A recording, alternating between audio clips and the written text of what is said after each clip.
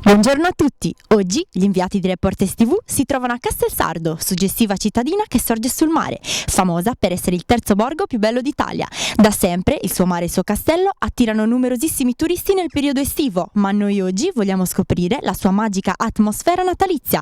Venite con noi!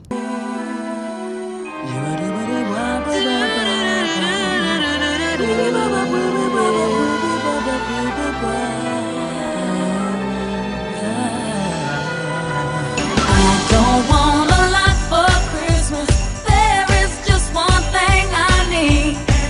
Don't care about the present underneath the Christmas tree. I don't need to... Castelsardo è famosa per il suo turismo balneare. Ma come passano il gelido inverno gli abitanti del posto?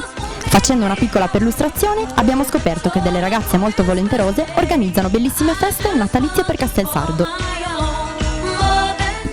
Siamo in compagnia di Aurora, una delle 17 ragazze che fanno parte dell'organizzazione Amiche di Piazza. Quindi Aurora, raccontaci come nasce questa organizzazione. Allora, la nostra organizzazione è nata per gioco, su una discussione nata su Facebook, dove appunto notavamo che a Castelsardo non c'erano attrattive per i giovani, e quindi abbiamo iniziato a organizzare una festa per il giorno di Sant'Antonio, che è il nostro patrono, fino ad arrivare a vari eventi, come quello più importante, come quello di oggi, che è Natal Park.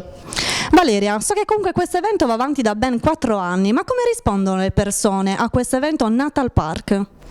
Allora, la gente del posto è molto felice, anche perché prima di noi nessuno aveva mai pensato di organizzare un mercatino natalizio, e quindi anche per cercare di dare allegria ai bambini ma anche ai più grandi.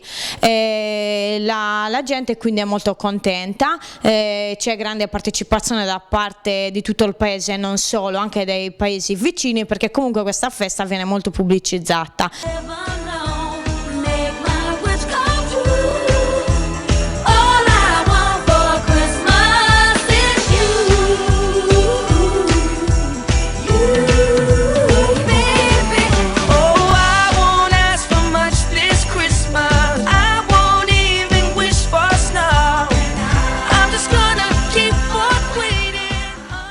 Che sia estate o inverno, a Castelsardo le occasioni per far festa e accogliere i visitatori non mancano.